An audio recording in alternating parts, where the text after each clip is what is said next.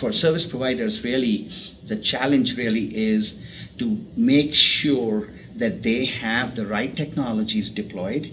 So more importantly, businesses can make use of 5G. All the advantages that we talk of with 5G, the low latency, the high performance, and really the edge use cases that we talk about, those are going to be real with 5G. Yeah. And service providers are really chomping at the bit from that perspective, because they see that as a next frontier in technology, and this is what service providers actually do very, very well. You have all the the other advancements that we made in the industry vis-a-vis cloud and other areas of digital transformation. But 5G, what it brings to the table and takes that cutting edge technology and even cloud capabilities to the very edge of the network in a low latency environment, that capability of 5G is going to be unique. And it'll completely transform the industry. Now, as we do that, the question for service providers is, of course, they're trying to, obviously they're making major investments in making sure that 5G networks are ubiquitous and available for all of us. But then the question is, how do you support those networks?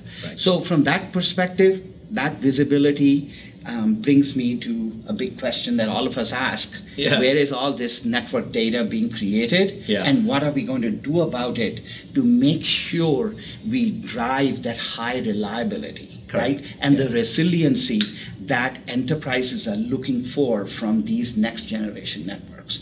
So talking about the data, I know you folks, excel in data use cases and, that power of data. If you can talk a little bit from your perspective. Yeah, absolutely, Rohit. Service providers have to be focused on delighting their customers, and reducing churn, And that brings the whole question back to how do you ensure the service quality remains, consistent? So the challenge in visibility and monitoring, which companies like us have spent a lot of time focusing on and figuring out how to do it right, is to exactly correlate this information. Actually, that reminds me of an old adage.